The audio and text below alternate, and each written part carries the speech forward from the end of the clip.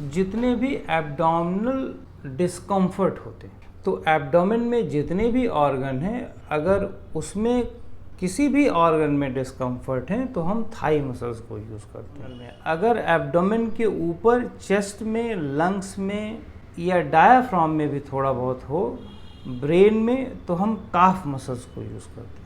काफ muscles को इसलिए use करते हैं कि काफ मसल्स का सीधा लिंक हमारे एंग्जियस थॉट से होता है, पर थाई मसल्स का सीधा लिंक हमारे गट से, मतलब गट से ही नहीं, एब्डोमेन में जितने भी ऑर्गन है मेजर, उनसे। तो अगर आपका लंबर भी खिंचा है और एब्डोमेन खिंचेगा तो थाई मसल्स पे स्ट्रेस आ जाएगा। तो अगर आप देखो तो सियाटिका नर्व कमर से निकलती है, पर पेन थाई पे आ जाता है, पीछे वाली थाई फ्रंट पे थाई पे भी आ जाता है। वो इसलिए आ जाता है क्योंकि वो नर्व कनेक्टेड है आपके, और जितने भी लंबर एरिया वाला पोर्शन वो सारा फ्रंट में एब्डोमेन ही, जिसको हम समान वायु बोलते हैं। समान वायु का मतलब नेवल एरिया। तो नेवल एरिया से सारी चीज़ चारों तरफ अगर देखो तो एब्डोमेन ही मिलेगा। तो समान वायु का मतलब है डाइजेस्टिव ट्रैक्ट, डाइजेशन का और निकालने का, पाचन और निष्कासन। समान वायु का सीधा सा अर्थ है कि अगर आपका पाचन और निष्कासन अच्छा है तो समान वायु ठीक है, अगर समान वायु ठीक है तो पाचन और निष्कासन ठीक है। तो एक्चुअली बेसिक आयुर्वेदिक डॉक्टर देखते हैं कि आपका पाचन और निष्कासन ठीक है तो समान वायु, इसका मतलब अच्छा। लेकिन हम लोग मानते हैं कि इसका समान वायु ठीक है तो पाचन और निष्कासन ठीक है, क्योंकि हम लोग वायु से डिसाइड करते हैं, वायु से हेल्थ को डिसाइड करते हैं। मेडिटेशन वाले वायु से नहीं डिसाइड करते, मेडिटेशन वाले थॉट प्रोसेस से डिसाइड करते हैं, सेंसेस की मूवमेंट से डिसाइड करते हैं कि वायु कैसी है। जैसे आपकी आँखों की मूवमेंट देखते हैं तो वो डिसाइड करेंगे कि इसकी वायु कैसे है। अगर आँखों में बहुत ज़्यादा स्पीडी मूवमेंट है तो इसकी वायु गड़बड़ है। उसके आधार पर वो बताते हैं कि इसकी समान वायु गड़बड़ है या इसकी पान वायु गड़बड़ है, उदान वायु गड़बड़ है। सिर्फ आँखों की मूवमेंट्स, आँखों की और जीभ की मूवमेंट का अर्थ है कि टेस्ट का मतलब कि कौन सा टेस्ट ज़्यादा डोमिनेंट है और स्पीड कैसा है खाने में, तो वो डिसाइड कर लेंगे। 2-3 मिनट लगता है, और हाई लेवल के लोग तो आँख से ही बता देते हैं कि इसका क्या मूवमेंट होगा।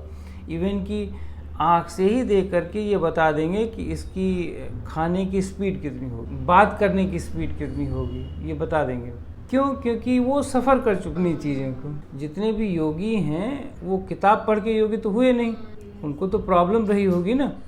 तो बेसिकली थाई मसल्स हमारे एब्डोमेन को, और एब्डोमेन थाई मसल्स। तो जो हम 4 स्टेप करते हैं, 4 स्टेप में एक थाई मसल्स पंपिंग, एक thigh muscle holding, thigh muscles stretching and thigh muscles stretching holding. इससे एब्डोमेन का डिस्कम्फर्ट चला जाता। एब्डोमेन का डिस्कम्फर्ट तो चला गया, पर स्पिरिचुअल प्रोग्रेस नहीं हुई। स्पिरिचुअल प्रोग्रेस तभी होती है जब आपकी इन सारी मूवमेंट में, ये जो चारों स्टेप्स हैं थाई मसल्स के, इन सारी मूवमेंट में आपकी स्पीड अच्छी होगी, आपकी सेंसेस की और थाई मसल्स की जो कोऑर्डिनेशन है वो अगर बेहतर है तो स्पिरिचुअल डेवलपमेंट हो सकती है, नहीं तो नहीं तो जो भी प्रॉब्लम आप सॉल्व करोगे एब्डोमेन से रिलेटेड, वो आज नहीं तो कल फिर से वापस आ जाएगी, क्योंकि इसकी ग्रोथ नहीं हुई, वो मैकेनिकल हो जाएगा। वो जितनी एक्सरसाइज है वो सारी की सारी मैकेनिकल हो जाएगी। 10 दिन, 15 दिन, साल, 2 साल में आप उबने लगोगे, उसके अंदर और डीपर लेवल पे जा नहीं सकते। क्यों नहीं जा सकते? क्योंकि ये हायर नहीं हो रहा है। जैसे एक खाने को आप रोज़ खाते रहो, आप मैकेनिकल हो जाओ, क्योंकि वही टेस्ट है। लेकिन एक ही खाने को एक स्पिरिचुअलिस्ट को दे दो, वो रोज़ खाएगा और रोज़ उसको भिन्न भिन्न तरीके से, ज़्यादा डीपर वे में सेंस करेगा। ज़्यादातर योगी कोई भिन्न भिन्न भोजन तो करते नहीं थे पहले, खिचड़ी खाने लगे तो खिचड़ी खा रहे हैं। खिचड़ी में भी उनको ऐसा नहीं कि भिन्न भिन्न स्वाद उनको रोज़ आ रहा है, लेकिन उनकी डीपर कॉन्शियसनेस, तो मैकेनिकल नहीं हो सकता। रोज़ वो टेस्ट ले रहे हैं, एडिक्ट नहीं होंगे वो। एक मैकेनिकल आदमी एडिक्ट हो जाएगा, रोज़ रसगुल्ला खाएगा एडिक्ट हो जाएगा, लेकिन वो एडिक्ट नहीं होंगे। दूसरे दिन कुछ और मिल गया तो दूसरा खा लेंगे। अगर दूसरे दिन मान लो खिचड़ी में नमक कम है तो पता भी नहीं चलेगा उनको। ये नहीं कि खा लेंगे, पता भी नहीं चलेगा, क्योंकि वो टेस्ट पर फोकस है। लेकिन जो मैकेनिकल वाला आदमी है वो कल वाले टेस्ट पे आज डिपेंड करेगा। नमक का जो कल वाला टेस्ट है वो आज रहेगा। आज जो आप खाना बनाओगे ज़रूरी नहीं कि वही सेम रेशियो में कल बनाओ। मान लो 0.1% की जो नमक का हेरा फेरा हो गया तो उसको तो मालूम चल जाएगा। जो एडिक्ट है उसको मालूम चल जाएगा। जो बहुत हाई लेवल का कॉन्शियसनेस वाला है वो एडिक्ट नहीं होगा, वो उस प्रेजेंट मोमेंट में अच्छी तरह से उसे टेस्ट लेकर के निकल लेगा। मैं बचपन में कभी भी नमक मुझे पता ही नहीं चलता था दाल। मेरी माँ हमेशा बताती थी कि कोई आने वाला हो तो पूछती थी कि बेटा खा लो, पहले चेक कर लेते हैं। मुझे पता नहीं चलता, हाँ ठीक है, क्योंकि हमको टेस्ट से मतलब है। उस समय प्रेजेंट मोमेंट पर टेस्ट चल रहा है, क्योंकि बैक वाला टेस्ट रिकॉल ही नहीं कर रहा है। माइंड को तो रिकॉल तब होता है जब उसका एडिक्ट हो जाएगा। वो ज़्यादा अच्छा टेस्ट है, आज गड़बड़ है। मैं ये कंपेयर ही नहीं कर पा रहा हूँ कि कौन सा टेस्ट पुराना अच्छा है, आज हमको आज अच्छा टेस्ट लग रहा है। तो सेम एक्सरसाइज में प्रतिदिन आपकी जो स्पिरिचुअलिस्ट है वो अपने को ज़्यादा डीपर लेवल पे सेंस करता है। हर एक दिन वो हो सकता है ज़्यादा होल्ड कर ले, हो सकता है और स्पीड कम कर दे। एक दिन उसको और अच्छा लग रहा है, वो 10 मिनट की स्पीड में 10 मिनट में नीचे ला रहा है, ज़्यादा कर दिया लूज़। एक दिन वो 3 मिनट में ला रहा है। तो अब डेली हर एक दिन नया करेगा वही सेम।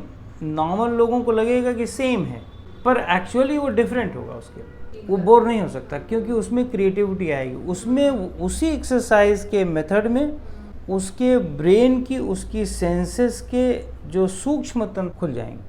लेकिन मैकेनिकल वाले को नहीं खुले, क्योंकि उसकी जो आज की एक्सरसाइज है वो कल पे डिपेंडेंट है। उसको अगर थोड़ा बहुत हेरा फेरा हुआ तो वो लगेगा आज अच्छा नहीं लगा, कल अच्छा था। लेकिन एक स्पिरिचुअलिस्ट को ये नहीं लगेगा अच्छा है आज, वो कल का कंपेयर नहीं करेगा, वो अलग experience. By the way, thigh muscles की जब मूवमेंट करोगे तो स्पिरिचुअल इंक्लाइनमेंट के लिए हमें अपनी लैंडिंग टाइम बहुत बढ़ानी होती है। लैंडिंग टाइम स्लो, और इसे सेपरेट करना होता है सेंसेस को लूज और लैंडिंग टाइम की टाइमिंग बढ़ानी लंबी।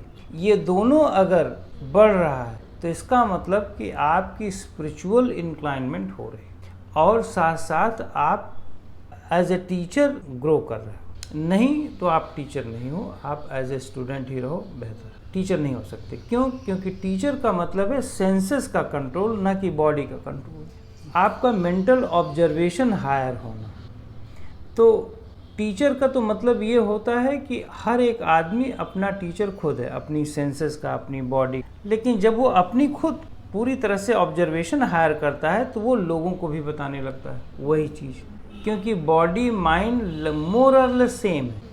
हो सकता है ब्लड का ग्रुप चेंज हो, लेकिन ब्लड है ही है ना, किसी में पानी तो नहीं है ना कि पानी से चल रहा है सिस्टम। तो थॉट प्रोसेस वही है, बस सर्कमस्टांसेस सिचुएशन अलग है, माँ बाप अलग हैं, भाई बहन हस्बैंड अलग हैं, लेकिन सब कुछ वही है, अंतर कुछ नहीं है। तो थाई मसल्स के जितनी भी मूवमेंट है वो हमारे एब्डोमिनल डिस्कम्फर्ट को दूर करती है। अगर आप देखो तो जो थेरेपेटिक एंगल है, योग का थेरेपेटिक पार्ट है जिसको हम कहते हैं चिकित्सीय पार्ट, वो कभी भी माइंड को ठीक करने की बात नहीं कहता। वो कहता है पहले ऑर्गन को ठीक करो, तो गट को ठीक करो। एब्डोमिनल एरिया को अगर ठीक कर देते हो तो आपका मेंटल एरिया कम से कम उस स्टेट में चला जाएगा जिसमें आप प्रॉपर थिंक कर सकते हो। अगर बॉडी में एक्सट्रीम पेन है तो आप यहाँ क्या सोचोगे, आपको एक पेन किलर लेना पड़ेगा ना। तो इसीलिए हमारे यौगिक चिकित्सा में भी यही कहा गया कि पहले बॉडी को देखो।